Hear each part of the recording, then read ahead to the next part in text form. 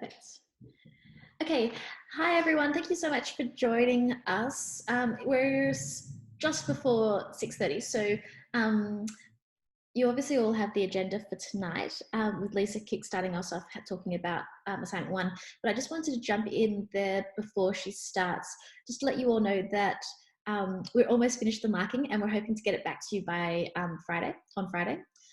So sit tight, and yeah, we're going to make sure that it's there for you before the weekend so you can keep going with your projects. Next week we will be doing some one-on-ones instead of the group session, which will be really great, and it'll be a chance for you to, I guess, have nut your project out with us a little bit more. There'll be a post coming up onto Slack about that, and who you get to choose to and who you get assigned to talk to, either Lisa or myself. And we'll do that allocations shortly as well. So we'll just give everyone a few more moments to jump in. Where are they all? I think a few people are having, in Melbourne based with the storms, are having power issues. I noticed Kat put a post on Slack that she described it as being like a cheap disco. It's a very evocative kind of description. So, yeah. Oh, there we go. A few more coming in. And I know we have a few people with time zone issues as well. Of course.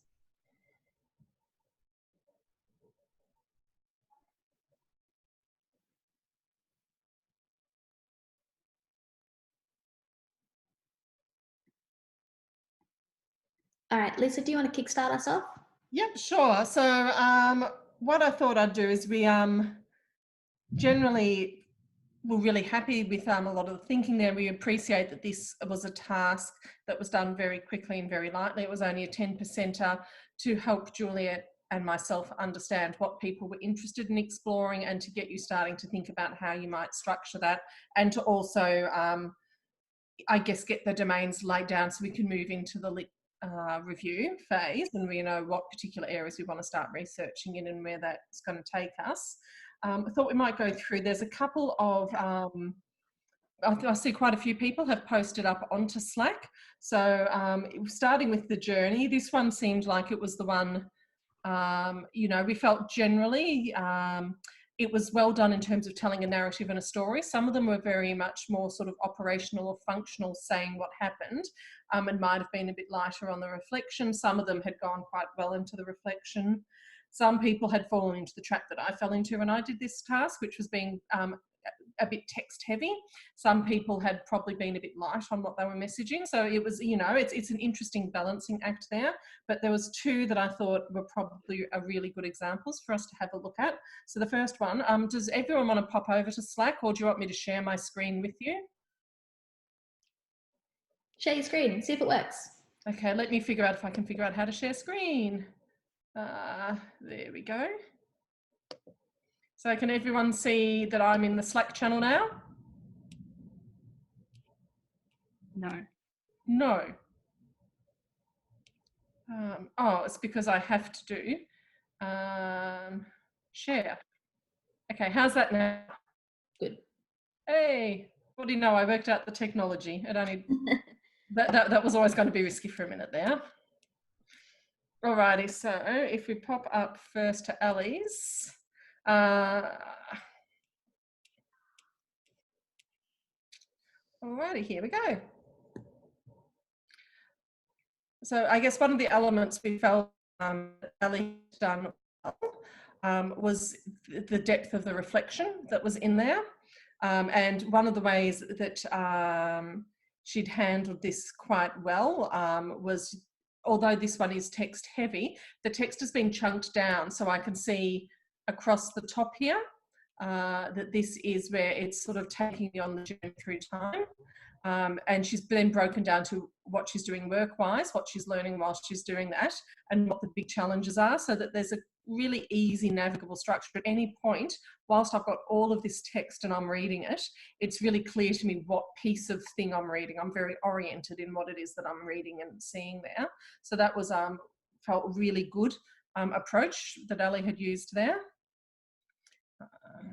Righty-o, and if I, whoops, I jump back into my notes, the next one is going to be Steve. Okay. So what Steve did with his that we quite enjoyed was really the way he'd adapted a sort of classic service design journey map, and the way he'd use that to build in elements around, again, similar to what Ali had done in terms of chunking down into different topics and things. He'd use some really great visualization, and can you see that zooming in? Is that showing on your screen zoomed in? No, it's not. That's only, oh, it is now? Okay. Yeah. I wasn't sure how the Zoom would work. That's okay, good. So it's interesting that we've got, as well as actually going on with the challenges that are going on, there's some really good work on the emotions, positive, negative, how impactful they were based on the size. So actually throughout his journey that we're seeing on there, it's a really good hero's journey kind of narrative. I think it provides great context about how he's got to the point that he's got to within practice. We can also see the specific challenges there. It was really interesting and quite enjoyable to see what he'd done here, where he'd looked at income versus fulfillment as two different overlays about why we work and what practice is. And then it actually gives Skye for quite a bit more information, as well as the context that he's working in. So we quite appreciated that one from Steve. But that's just two examples. How did people, because I know that there were some people that found this process to understand how to communicate the journey or what it was that they were trying to communicate a bit more challenging than others. What were some of your thoughts on going through the process?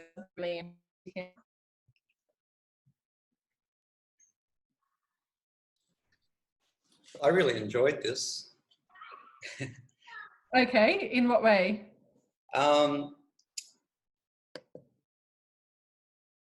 I guess in a way, it's not often that we can spend a few hours really reflecting on big chunks of our life, really.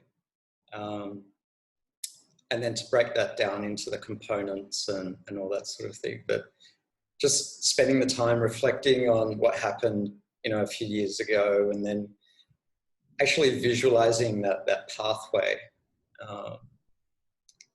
It's quite therapeutic. Yeah. It's interesting. I've had this conversation with other practitioners that whilst we sort of say so much of our learning is based, as designers, is based on reflection, in our day-to-day, we don't really necessarily have the time or space to do that. Yeah, not on ourselves so much. Maybe project by project, reflect on what went right and wrong. But when it comes to our lives, yeah, it seems to just go along 24 hours at a time. Okay. Alrighty. So, did anyone else have something they wanted to share on the experience for the first task doing that journey?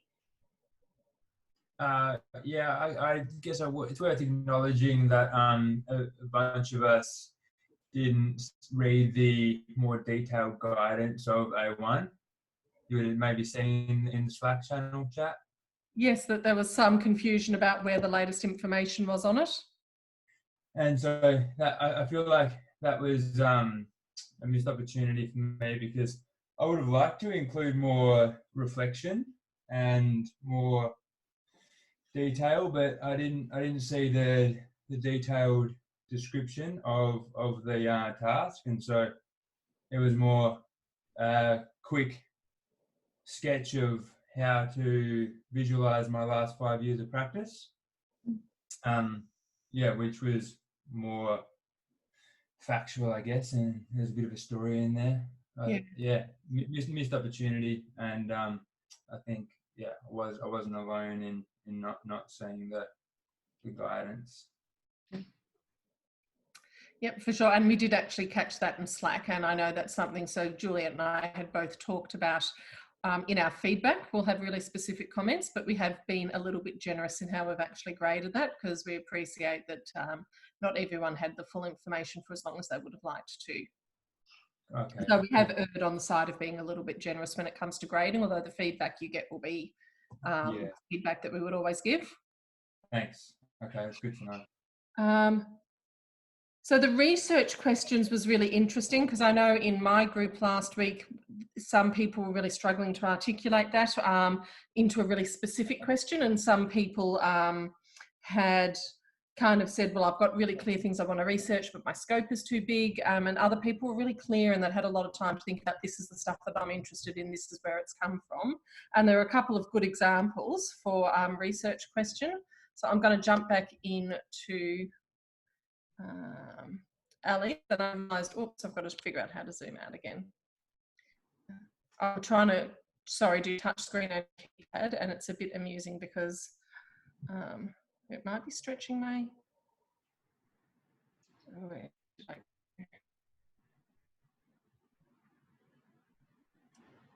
if we go down. So what I noticed with Ali's research question that I thought was a good chance for us to talk about, scroll, is it felt that they were very strong. They were really good keywords. Sometimes the keywords felt a bit light. What I appreciated with Ali's 3 questions is she's gone through, and if we kind of look at this part where she's got quite a good contextualization, it gives me really good and overwhelming detail about how the design process between science and designers can improve and enhance information design for science communication. So really clear domain that comes through really easily in the question. I don't have to work to understand what it is she's trying to explore here. It's very clear. And the way she's chunked down the 3 research questions is really, again, quite clear. So she's got a practice around information design and data visualization and how they play in the specific space. She's got then going into a next sort of layer of design practice, and it's very much clearly a practitioner type focus for this specific research. And, you know, different research will have different approaches around human-centered, what's being done out in the field today and with the application of human-centered design. And then sort of looking around this concept of the embedded researcher designer, embedded researcher practitioner, and what are the elements for success. So clear questions here. Challenge with this one is this is much bigger than a 12-week research project. This is really probably, I think, been quite clear about shaping into a PhD. So the questions feel very big. The challenge over the next few weeks when either Juliet or I are working with Ali is how we pick the piece that she attacks for this project. So this is one where the questions are really clear. The keywords are very specific to what she wants to go examining, but perhaps the scope of it is just too big. So that's going to be something that I think a few people will have questions on, will be questions around scope for their proposals. The other one that we thought was a really good example to talk to in terms of research questions, if we go up to, where are we? The way Kim had framed his research questions, it was really strong. Again, what he's done is on the left-hand side, he's given us the motivation and the origins and the source. So I have really strong context out of Kim's own practice and own passions where this research is coming from. Making those connections explicit all the way through is a really valuable habit to get into. So I felt Juliet sort of referring to this one, we felt it was very strongly contextualized. So that's a really big win there to think when we go into assessment 3, how we actually sit. Oh, I don't know if anyone else is hearing that, but apologies, that's my roof rattling. So that's really kind of quite strong contextualization happening in this blue panel on the left. What we particularly liked, let's see if I can zoom over a little bit. Can I? No, why can't I scroll? Sorry. I'm having a little bit of technical issue there, but and this is a really clearly framed question. How might I use co-design and speculative design as a pedagogy for youth active agency and climate future thinking? So there's real specificity here in what Kim wants to examine. And the way he's then gone to the 3 sub-questions, which is really interesting, is he's actually looked at different scenarios and different layers where this comes into play. And again, with the using the keywords, and a couple of people used hashtags for keywords, which I liked. I felt it was very playful and digital. It's probably when we get to actually writing up a formal assignment, and in lit review, we probably won't use the hashtags, but I thought that was like a very fun, familiar prompt. So I didn't have an issue at all with it here. It just, you wouldn't do it in a formal written up essay. But they're really clear and very specific. That's going to be really easy for Kim to jump off into his research because of the way he's got to those keywords. So if you're wondering what a specific keyword looks like, they're both two really good examples to go and look at. So I don't know and I know that some people, like I said, because you are at different places of your journey, have been struggling a little bit with compiling your research questions. How did people feel they went with that second part of the task?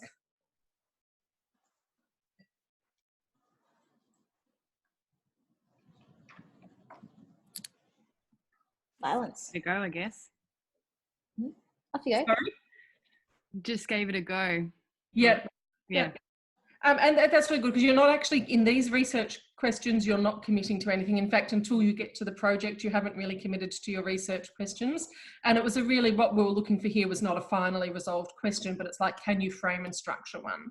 Yeah. So that's something that we will actually continue to work in individual and small group follow-up for both the Lit Review, in terms of how we actually zoom into really specific keywords and strategies for searching, but then also how we kind of shape and evolve those questions. And they will be shaped very much by what comes out of the literature as well. Yeah. One question. Yeah, I really enjoyed this process. It was really good to help me clarify potential research directions. And do you have a preference for us doing research on our practice as opposed to seeing an opportunity and conducting some research, say interviews or a survey with teachers on the potential value or some question you have? Either are valid. I don't have a preference. So yes, and this is when you talk about the Frayling model, there's researching into design or design, researching through design. And very much, I think what you're looking at here, Kim, is what I'd call a research through design approach. And that is equally as valid as people who want to say, how would design practice apply? And they really want to study and refine a practice of design. How would I develop an epistemology? I think some of the stuff that Steve's interested in, which is actually research into design, is equally as valid. And I know some of the stuff Karen was looking was probably a little bit between the two, but it was looking at how design, I think, I'm just going off memory here, could be used for fostering collaboration in these certain environments. So there is, you know, there's no preference for one or the other. They're equally valid fields and approaches. Cool, that's good to know. Thanks. Alrighty. Was there anything else that people wanted to share, or having now considered or even ask, having had this conversation about structuring research questions, they might want to throw out to the group? Any comment question? Okay.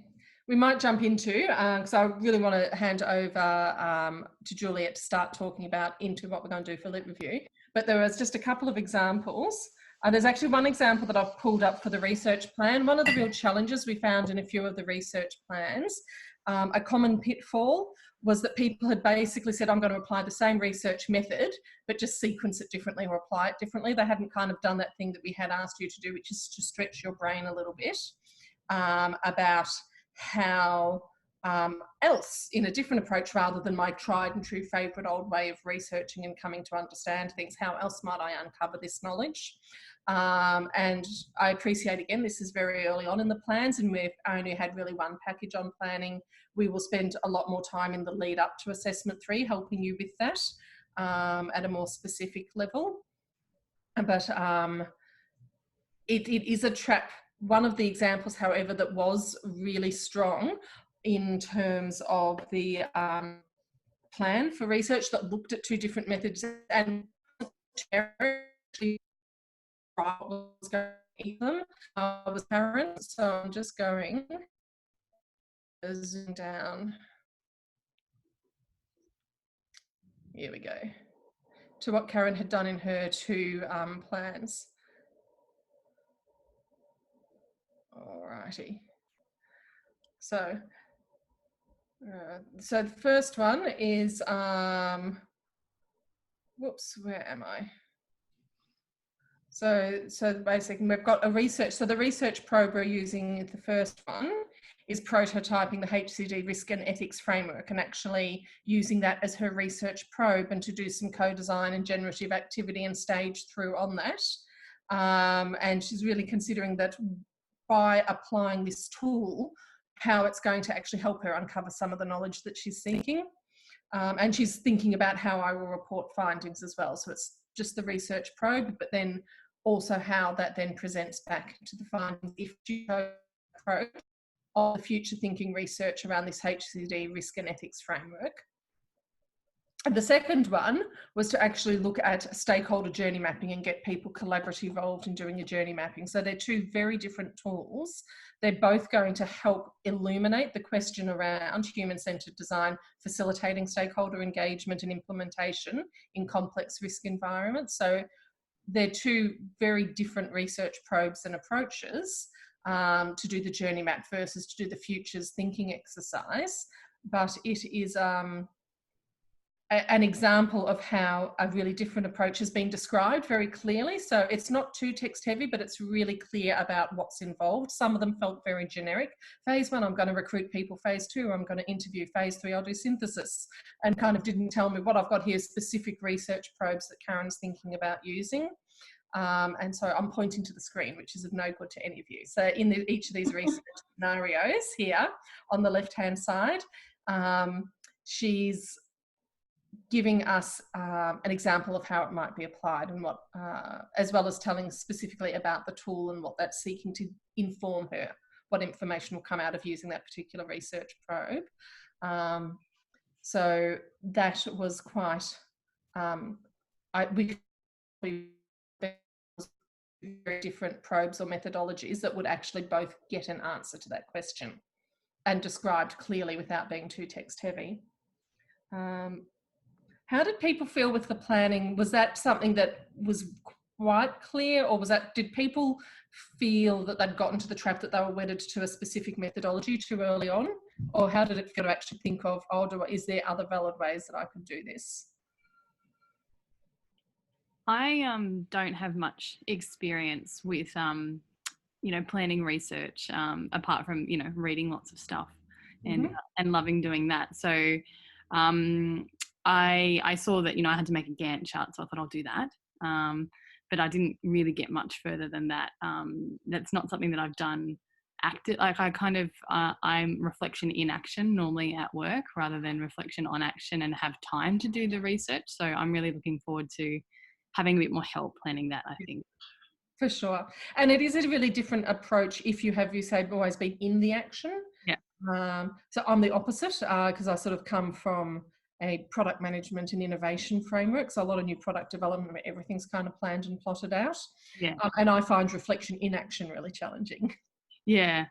So it's funny how you do build up certain muscle and skill around certain things. I also have strong views on Gantt charts per se, but roadmaps and sort of general high level ones are really helpful. Yeah. One of the things that Karen had done, which was really valuable, is she'd actually put in the weekly hours she had available in any given week. I just saw that. That's fantastic. So in terms of just being able to balance, study and life and all the things that you are trying to juggle, that was a really, really valuable little thing to consider. And how stuff will actually fit within those hours to actually time box activity within that. Alrighty.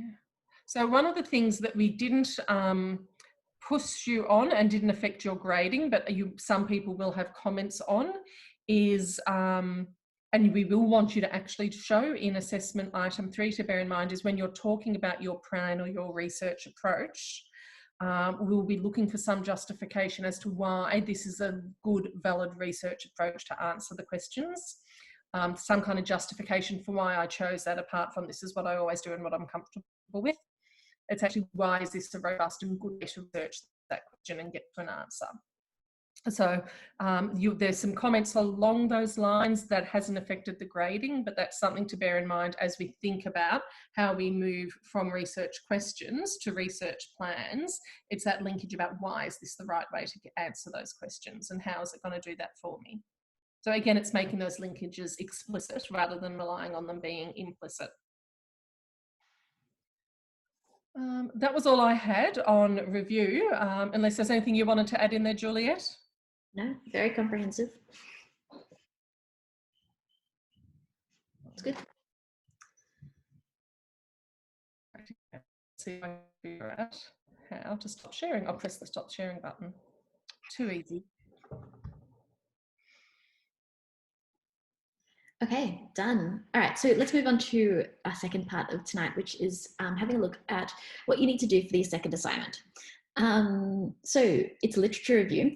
You have between 2,000 words to 2,500 words. So it's relatively short literature review, believe it or not. And as it says in the brief, essentially the main aim for literature review is to summarize and critically evaluate the literature in order to establish a current knowledge of a topic. So when we talk about, when you kind of say things like this, you can like, yeah, what does that actually mean? And so what I wanted to talk to you quite briefly about tonight, and I have to apologize, I'm just going to put my headphones on. I live in a house with a tin roof, and it's just started hammering down here. Cats are giving me a moment.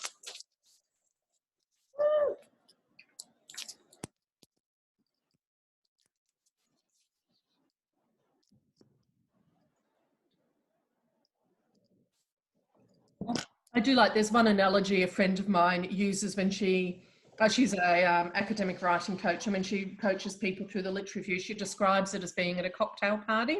There'll be lots of people there with very different opinions, and your job is to not just stay with the people whose opinions agree with you, but it's actually to get the pulse of what everyone at that party thinks and to critically evaluate the different points of view. And so that's kind of, I think, you know, a fun way of looking. You're going out there that a lot of the times, particularly in emerging spaces, there isn't going to be just one single truth. It's kind of understanding where people have come from and why that's their position.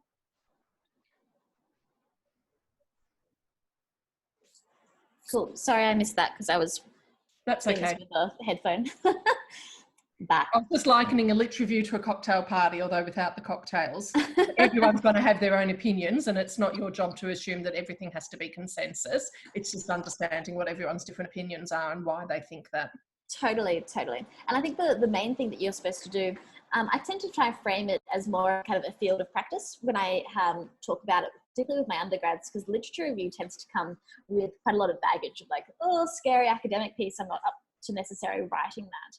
But when we have a look at it as more of like, okay, let's have a look at what's actually happening in the space that you're interested in, then it kind of takes out a little bit of that stress. And yes, it is like a cocktail party, but I guess you're at a cocktail party being quite strategic. Not only do you need to present what people are saying, but you also need to be able to draw the line, be able to say, okay, this person thinks this person thinks that, and there's actually a massive gap in the middle here that no one's necessarily thinking about. And it's when you're able to take the knowledge that you have gathered and then critically analyze it and be able to show you that gap or the overlaps or the relationships between what people are saying is when you're really hitting your stride in terms of academic writing. So what I wanted to talk relatively briefly on tonight is that idea around critical thinking. I'm going to share a link with you now on the Slack channel, and this is a slide pack that came out of Kent University, which I have used several times, and I found it super valuable to try and get my head around what what critical thinking is and the types of activities that I can do in order to jolt my memory around how to be critical in my thinking and my writing, and also how to exercise that when I'm pulling together my my thoughts in a writing capacity. And so in your own time, you can flip through that, and it is quite self-explanatory, and it can kind of go over on itself a little bit. But essentially, what I want you to be able to, or what we are looking for in this literature review, is for you to be able to balance up and make holistic judgment about the data or the information, and be able to call out the bullshit when it's bullshit, and being able to, drill down to the depths of what actually people are saying in its truest form. The balance here, I find, with critical thinking is people tend to be really burdened with the description, but mainly because when they start writing literature review, they feel they need to describe the whole space because, of course, the person reading it hasn't read everything that you've written, that you've read. And so I tend to find that particularly with shorter pieces of writing, it quickly gets churned up with people being more descriptive. And when I say descriptive, they're talking about I guess what's happened, reports, facts and results. They summarize things, they list details, all those types of things that kind of need to be shelved or kept in some sort of appendix, or this is where your referencing really comes into it in a different level. But what we're really looking for is the evaluative and your summation types of skills in order to pull it together. So I want you to have a look for key issues. I want you to have a look at the strengths and the weaknesses of people's arguments, evaluating, considering the alternatives, and even when they're not said, which is often harder than when they are actually said.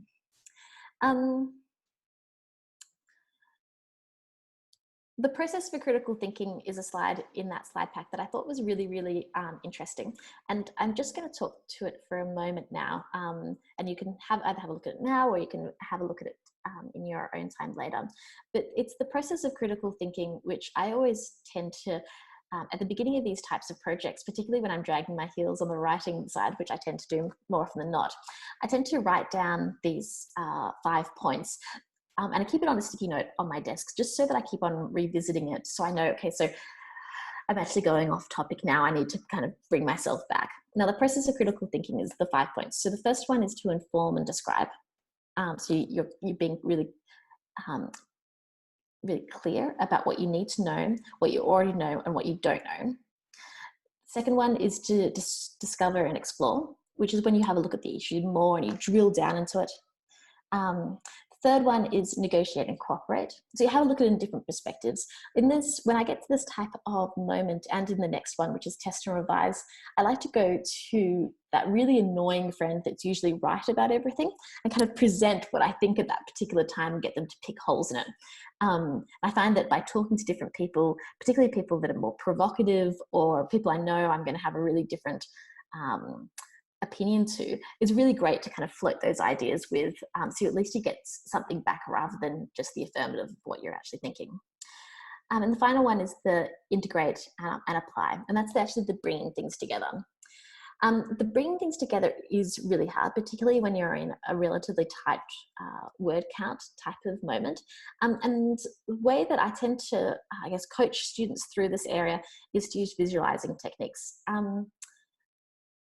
I'm going to leave that there for a moment because I want Lisa to talk about rehashing some of the library searching things that were in the packages that we spoke about, that you guys read in preparation for this week.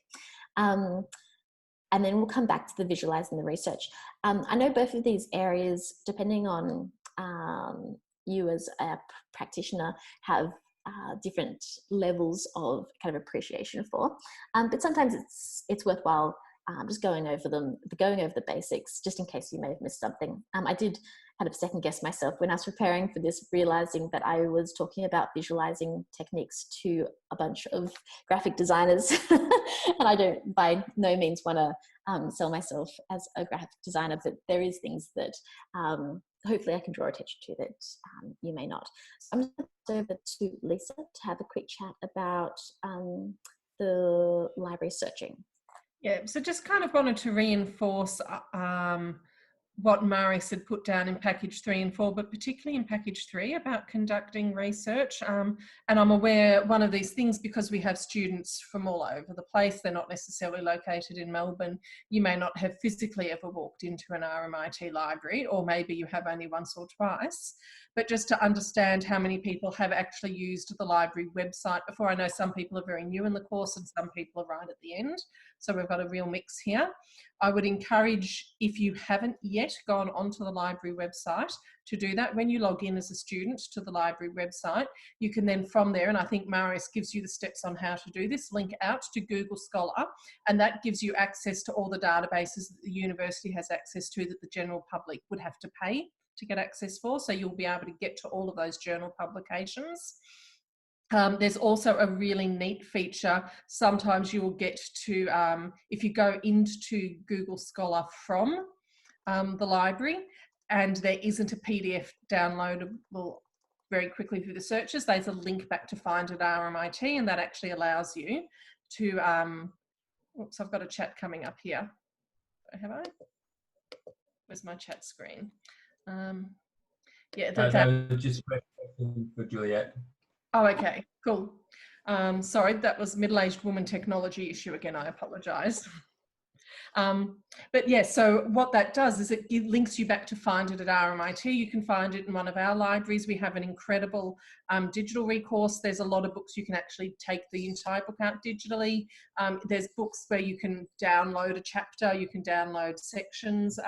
We have a fairly robust digital repository. So certainly if you can walk into the library, that's the thing to do. The Swanson Library is all the libraries on slightly restricted hours in January, but in February they open right up to the normal 8 a.m. to midnight. At the moment, it's 8 a.m. to 6 p.m. Monday to Friday with a couple of extra hours on Thursday night. But what you can do, irregardless whether you walk into a library or if you get stuck in, there's a little bubble, chat bubble in the bottom right of the screen called Ask a Librarian. That is manned whenever the library open, and they are super helpful. I had issues where there was an obscure article that was really pivotal in group thinking that had happened through the 90s that informed the area I was researching, but it wasn't available anywhere and no one had it. And they were able to, within 4 days, get an electronic copy of it and actually source that for me. So just a really simple tip there in when doing these researches is to make the most of the RMIT library if you haven't done that yet. And when you log in, you'll see, you just go to the RMIT website, you click on library up in the top menu, and you'll see up in the top right, you have the option to log in, and suddenly that opens up a whole lot of resources to you. So there's also a thing to be aware of. There's a few people who are very much researching in emerging fields where academia typically is 3 to 5 years behind what's happening in the real world. By the time someone's gone and done a robust peer-reviewed study and got it published into a journal, there can be a bit of a lag. If you're at a more emergent field that you're working in, you may find that you will be doing as much, if not more, research from industry figures rather than academic figures. Again, Marius in package 3, talks about the CRAP test. I really encourage you to apply that. I would look at, if I was in that case, a really valuable resource when knowledge comes up even before it hits the journals is conferences. So what are the leading conferences? What conference papers have been submitted? Looking through those conference presentations, whether they're academic or industry conferences, this is going to be where you find the real rich emerging knowledge that's coming out. So if you're in one of those fields and you're feeling like going through specific journals or specific searches isn't yielding as many results, don't be afraid to dive into what industry practitioners are doing in conferences, but also be wary that there are some industry practitioners who are just doing something new because they think it's a good thing to do and no one knows whether it actually has any merit or not.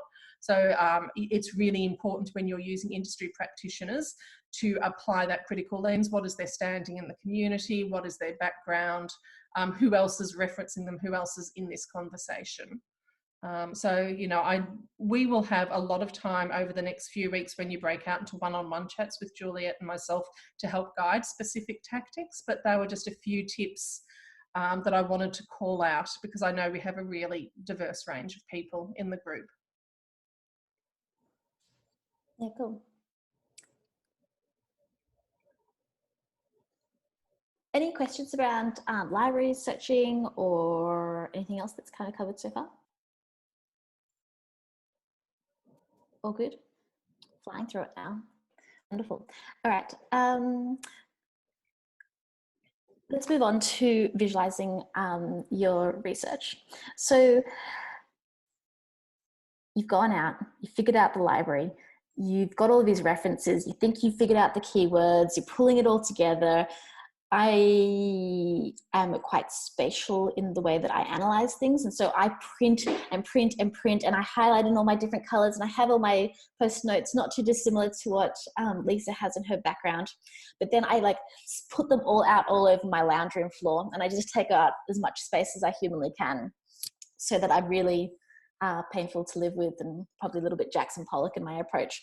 And so when I'm trying to find a second reference, I know where they are, or I know someone said anything, and then I remember where it is spatially. And so the way that I kind of transfer that to be something that helps me digest the information rather than just being chaotic and painful to live with, is that I try to start visualizing what I'm reading. And by putting it onto paper in a visual type of way, I find that that's helpful in order to figure out, I guess, the way that I can balance opinions. I can group opinions. I can figure out relationships between what some people are saying and what other people are saying. And then I can hopefully from them figure out some gaps. When I teach methods to undergrad students, they all kind of put up these massive barriers in front of me, like they start freaking out that they actually have to write. I know that some of you, judging by the way that you've really taken on that 10% project with so much gusto, that you actually feel really comfortable with writing. And so you may not necessarily feel that these techniques that I share with you are helpful, but for those of you that do find that writing causes a lot of stress, this is for you. So I'm going to share with you just a little document that I pulled together. And this is based on my undergraduates' works that I've stolen some of their diagrams and just popped it into a document. So just give me a second and I'll just put it up onto Slack for us to share.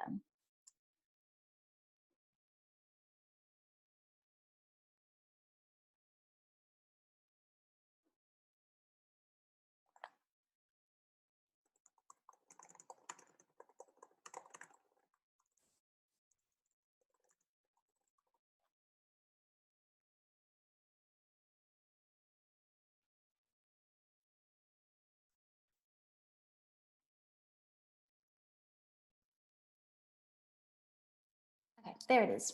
So if you jump into that, I'm going to walk you through it. Do you want me to share my screen, or are you happy just to do it on your own now that you have the PDF in front of you? Get you to share the screen. That'll be good so we know we're all looking at the same thing. All right, no worries.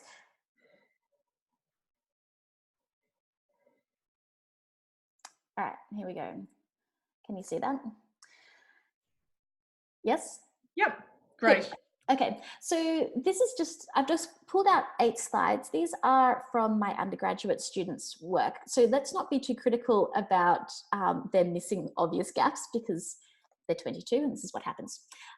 So one of the first steps that I tend to use when I'm processing information is that I kind of start pulling out, I guess, keywords and shoving it down the page. As a loose type of way, this is what's known as clustering or brainstorming. And we pop it in. This is the first slide shows Chloe's work, and she's having a look at women's safety in public spaces. And so she used color coding, she's used arrows, and she's developing some sort of, I guess, graphic style that was unique to her. And you can see how this kind of happens. And I feel like this is, you guys are all probably familiar with this. This is how it all kind of starts for you. And it's a really good place to start. It's messy. It can be annoying, but I often find that even though it's elementary in its approach, it's something that I continually go back to and kind of end up kind of wanting to know where I put that mind map. I find particularly when I do it in moments of incredible clarity, hopefully first thing in the morning, I find that brain dump can actually be a really great, I guess, guidebook or map for where I'm going with my research. Okay, the second slide, the second part of the groups of slides, the ones with the green backgrounds, are from a student who was having a look at food waste in the, I guess, in an environment or any type of waste type of way.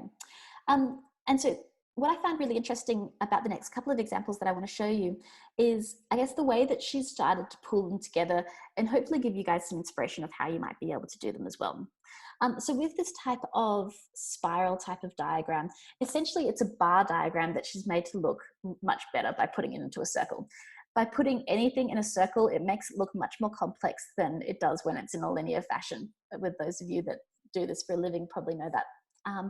But what I find really interesting about this kind of radial type of approach is that as she is learning more about it, she's able to add to it. And she's able to, I guess, add different types of elements based on the key. And I guess given some sort of gradient around, I guess, the impacts of it. Now, the third one is when this particular student starts to getting into, I guess, trying to pin some of the relationships between some of the main factors in a more robust type of way. I think this particular student overcomplicated the situation immensely, but it is particularly interesting in the way that she's trying to pull this together. So she's trying to have a look. She knew that there's this issue around humans consuming too much, and this idea around that we're all sitting in front of a computer or a television and we're just kind of consuming, and we do that because we're bored, and she couldn't quite figure it out. And so by visualizing this for her, I guess she was able to make some of those connections. And when we were able to sit down with it, particularly, I mean, she was obviously very comfortable with her I guess Illustrator or whatever package she was using to pull this together. When she was able to print it out, and we both got a pen in our hands, we were able to, I guess, overlay that with a lot more, I guess, questions and thoughts. So using different types of mediums in order to pull together your ideas is really helpful because it stimulates different sides of your brain. But it also means that you're able to, I guess, in a more conversational way, be able to go, oh, hey, actually, there's a connection between, I guess, food porn and fast food. Where is that? What's happening in them? Yeah, and I think this is, she's using a couple of different techniques in this one as well that I think she could have pulled out more. If you were going to go down this type of alley with kind of this type of map, visual map, I guess I'd be asking for what does those connections mean between, like, particularly the big arches that are going across the page, and what does that mean for her, and what kind of that dissection, what I guess, where is she heading in that, and who's saying these types of things, or who else is making these types of connections. She hasn't put any of her references over this, but if you were to go down that alleyway, that would have actually been really quite interesting. Okay, the final student that I want to share with you is Bria's, and she's also another student that felt quite confident in the graphics type of space, pulling together some of her visualizations. And what I really enjoyed about her particular approach is that she's a service designer, wants to be a service designer, and she's trying to figure out stakeholders and relationships, and how that all sits. So she's used a variety of kind of radial type of things, type of, I guess, graphics, and she's tried to plot them based on their intensity. So high, mid, low influence, and all those different types of stakeholders that might be radial around change. I think that was a particularly interesting type of approach. Something like simple like this could work for you when you're trying to figure out I guess, the different types of spaces, the different types of people that are making comment on the space that you're looking at. What she could have done is used color in more of an intense type of way to show, I guess, strong opinion versus shorter opinion. She could have included, I guess, more of the circles with the numbers on it could have been different sizes to show the intensity or the dominance of someone's kind of ideas on something else. That would have been quite interesting as well. Okay, the fifth slide is another relationship type of mapping, where she's tried to use color and line to connect different types of stakeholders. I'm sure you guys have all seen something like this before, but it is challenging to do, but it's also really worthwhile for you to, I guess, pull that together. What I find really great about these different types of visualization techniques is that because it is only 2,500 words, it's relatively short. So you'll have a lot that you want to say and a lot that you want to communicate. If you challenge yourself in order to pull it together and do it visually, often a lot of the noise that you're trying to digest and trying to put into such a short amount of words will fall away, because you realize that it will do the kind of, but the means of doing will actually show the hierarchy and what's actually important and what you need to communicate. The sixth slide, again, what I really love about this is that she's plotting it on an XY axis with engagement going up and down and well-being. She could have pushed this further and actually had the XY axis going all the way across and using the different quadrants, which she kind of has done in the middle. But I think she could have, again, pushed this a little bit further. she could have used color in a more of a dynamic type of way to show different types of intensities. And she could have, I guess, used the scale of those dots to, again, show dominance of thought or thinking. Number 7, again, she's used this is kind of the same, a similar type of approach with that XY axis. I think it's much stronger materialization than the one that we just had a look at, using the full length of the XY.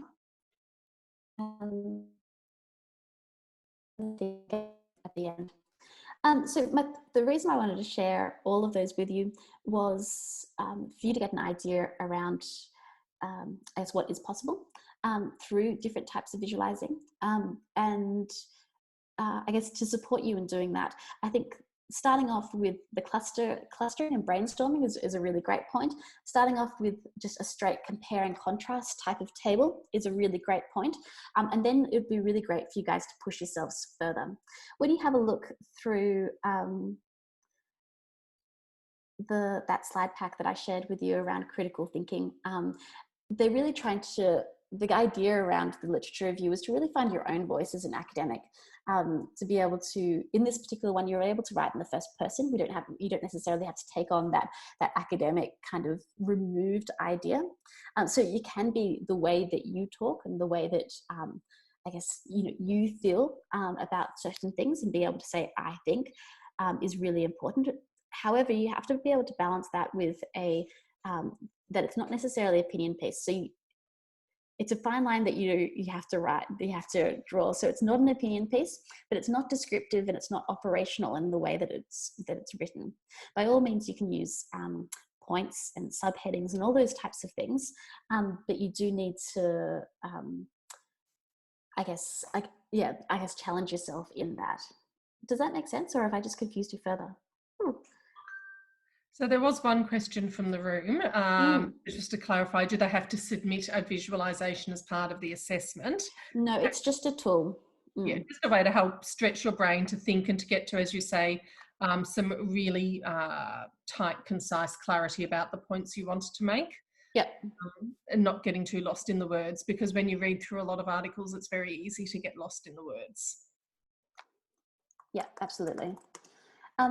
What I'm going to upload onto Slack now is something that I found on the internet around a list of activities to help you do some visualization, or to kind of get your to support you in your literature review. So most of them you probably already know, but it's always nice to have these kind of there just in case you're going to get stuck and you need a kickstart, or you need something to kind of shake it all out of you.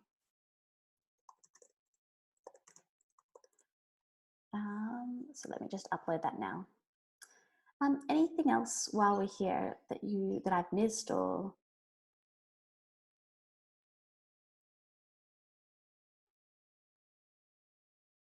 Can I ask a question? Yeah. With the lit review, because a lot of us have got, varying levels of experience with methodology, and we need to do research to know which methodology is appropriate for our project. Would you expect that some of our lit review is focused on reviewing the literature around specific methodologies, or is that something that will come to contribute towards assessment 3? I'm not too sure, but I would say assessment 3. Lisa? Yeah, that would live in assessment 3, where you justify your research methodology and your research plan. For the lit review, it's really in the domain that you are researching. Yeah. What is your community of practice saying about that? What is contested? What is consensus? What are the gaps? What is your relevant interpretation and understanding and analysis of that? So in design fields, we tend to call it about a field of practice. So understanding what's happening in that, and in that community of practice, or in that greater section of that you're having a look at. In businessy type areas, I think they call it a situation analysis or a market analysis, to kind of give you an idea of what's happening in that space, if those types of words resonate more with you. Cool.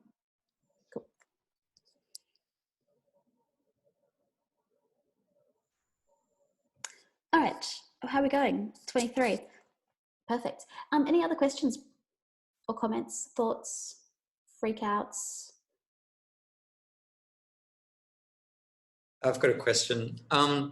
In some of the packages and the assignment on Canvas, there's a due date and draft date confusion. I know on Canvas it says the 16th of February for the final A2, but in some of the other stuff I've downloaded, it refers to the 25th for a draft and 4th of February for the final. I think that's coming from 2019 dates. Yeah, I think so. So just wanted to confirm dates for a draft. Are we doing that? Yes. Okay. That's a chance for us to kind of review and give you what we call a trajectory check before you get the final one done. Yeah. We've got dates in Canvas for the draft as well as the final as well, I think. But what we'll do is we'll make sure we post them to Slack by Friday so everyone's clear on when the draft is and when the final submission is. Sure. Thank you. Perfect. Great. Anything else? Just clarification again. The visualizing research, is that more for our synthesis process or more for communicating our A2? You can obviously use that in your A2 should you need it, but the literature review is mainly writing, and you can use tables or diagrams as a support act for that. It's mainly just there for you in case you get stuck. I know with your background, you're used to digesting a lot of information and churning it out in your writing, so I don't anticipate that you'd necessarily need that support. But for someone like me, when I stare at a blank page, it makes me feel like I was going to vomit, and so something like this would make will me chair through. I was thinking of using Airtable. Okay, yeah. As a way to organise. But yeah, no, I mean, tools definitely help to augment the limits of our brain. Yeah. Thanks for sharing. It's good. No worries. Actually, sorry, I've got a question. Alicia, yeah. I was just looking at the assessment outline, and I know it said that you could have supporting figures. Yeah. So then would we be using figures from the literature review research itself, or we could generate figures based on our analysis of that literature? Yeah, either or. Okay. So obviously if you're using a figure from a source, you need to reference that appropriately. Yeah. But if and if you use the one from yourself, what you have to do with the figures, and I'm sure everyone knows this, but I'm going to say it anyway, is you number them. Yes. So yeah, so the numbering works based on, like, if this was part of a bigger piece of work, it would be the first number relates to the chapter that it relates into. So it's 1, 2, or 3, depending on the chapter. And then you just start from the beginning and you keep going. Yeah. So if you decide to do that, it's probably worthwhile including a list of figures at some point. I'll double check with Marius whether he wants that at the beginning or the end. Usually it's the beginning, but because this is obviously just the literature review, it would probably, I suspect, would be on the end, but I'll double check that for you. Okay. What I can do, if it's helpful, is an idea of a figure that I used in a recent piece of research, which I'm happy to share, which was just, so this was me doing what a few people were doing, which was applying design to a field outside of design, but I needed to, which was around change management approaches, and I needed to understand how they work. It was a real quick survey, not of service and strategic design, but actually on what the change managers were saying, because that was the area in which I was looking to apply the design. So can everyone see that figure up on the screen now? Yep. It's a really simple one. Who were the main dominant thinkers and articles and pieces that came out? And I've done it across just the 2 axes again on whether what scale of change, up on the y-axis, and then on the x-axis, the occurrence of change, whether it's like a big bang, an occasional thing, or whether it's a continuous. And this was just a way of summarising the fact that there was a lot of different literature out there saying very different things because it was addressing different parts of the problem. So that was a way of just kind of communicating or mapping out the domain when going into, if I wanted to research, what do the education field say, or what does the government sector say, or what does the healthcare sector say? But that's the point of the visualizing, is that it enables you to have a look, ideally, to have been able to see the wood from the trees. So let's say Lisa was having a look at, she was particularly interested in that incremental occurrence of change, where she can have once she actually gets her whole field of practice, pops it, or community of practice, she pops it on there, and she's able to see it. She can actually see those gaps visually and go, haha, that's the bit that I want to have a look at.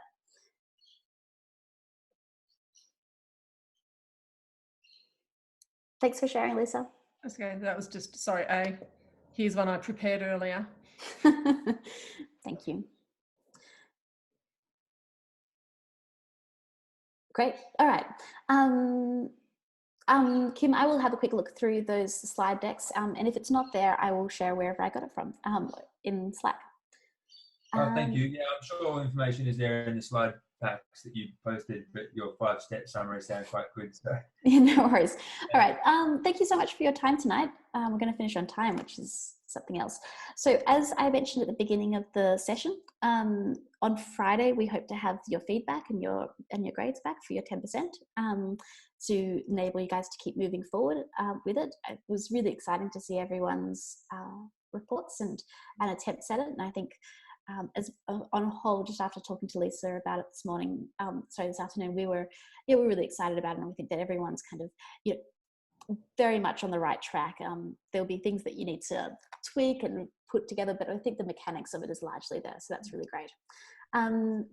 Next week is the one-on-ones. So once Lisa and I figure out our timetables and whatever PhDs and research we're juggling, we'll be able to give you the times and where you're going, and then we'll have a chat with you during the week. So see you on Slack. Thank you. Bye.